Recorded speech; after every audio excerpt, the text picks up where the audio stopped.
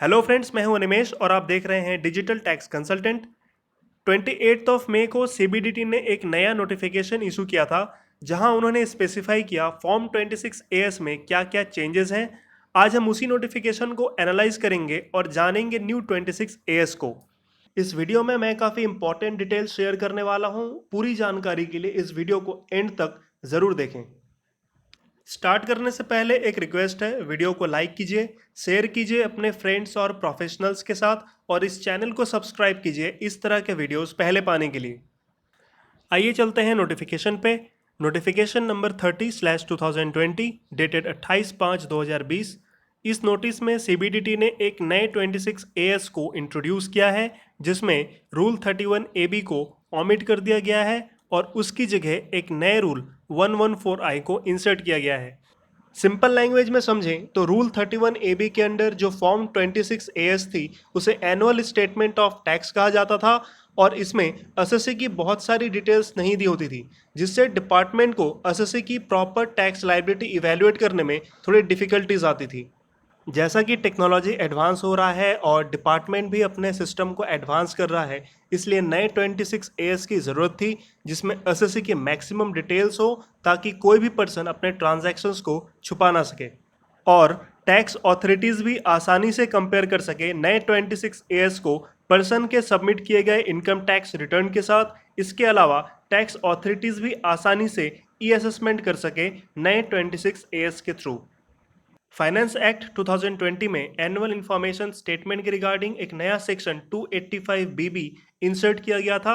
इसी सेक्शन के अंडर 1 जून 2020 से 26 एएस को एनुअल इंफॉर्मेशन स्टेटमेंट या एआईएस में बदल दिया जाएगा एज पर न्यू रूल 114 आई।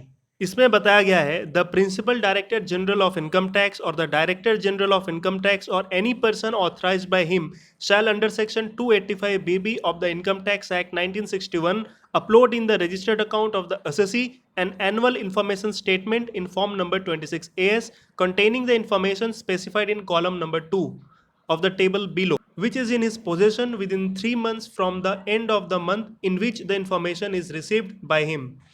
यानी इनकम टैक्स के प्रिंसिपल डायरेक्टर जनरल या डायरेक्टर जनरल या फिर इनके द्वारा ऑथराइज्ड कोई भी पर्सन को एसएससी के रजिस्टर्ड अकाउंट में वो सारे डिटेल्स 3 महीने के अंदर अपलोड करने होंगे जो कॉलम 2 में दिए गए हैं। ऐसा नहीं कि एसएससी ने आज कोई ट्रांजैक्शन किया और कल वो 26 एएस में रिफ्लेक्ट हो जाएं। डिपार्टमेंट के पास इंफॉर्मेशन आने के बाद 3 महीने के अंदर वो डिटेल्स रिफ्लेक्ट होगी एसएससी के 26 एएस में। चलिए देखते हैं टेबल 2 में क्या क्या डिटेल्स हैं जो न्यू 26 एएस में रिफ्लेक्ट होगी। Number 1, information relating tax deducted and collected at source. ये डिटेल्स पहले भी दी जाती थी। Number 2, information relating specified financial transaction. ये इंफॉर्मेशन भी मिलती थी ओल्ड 26 एएस में, बट इसमें दिए गए डिटेल्स इनसफिशिएंट थे। Number 3, information relating to payment of taxes. ये अभी भी अवेलेबल है। अगर आपने कोई टैक्स पे किया है तो उसकी डिटेल्स अभी भी अवेलेबल होती है। ये नए 26 एएस में भी अवेलेबल होगी। Number 4, information relating to demand and refund. ये इन्फॉर्मेशन पहले भी अवेलेबल थी, अभी भी अवेलेबल है, यानी नए 26 एएस में ये इन्फॉर्मेशन आपको शो हो जाएगी। Number 5, information relating to pending proceedings. ये न्यू है। अगर आपके ऊपर कोई प्रोसीडिंग्स चल रही है तो उसकी डिटेल्स भी अब से आपके नए 26 एएस में रिफ्लेक्ट हो जाएगी।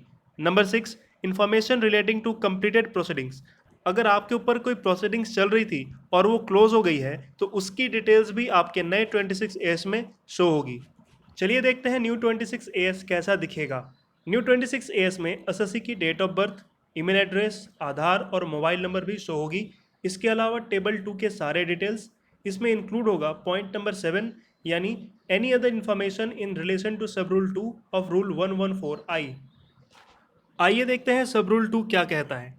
The board may also authorise the principal director general of income tax और the director general of income tax और any other authorise person by him to upload the information received from any officer, authority or body performing any function under any law or any information received under an agreement referred to in section 90 or section 90A of the Income Tax Act 1961 or the information received from any other person or to the extent as it may deem fit in the interest of the revenue in the annual information statement referred to in subrule 1।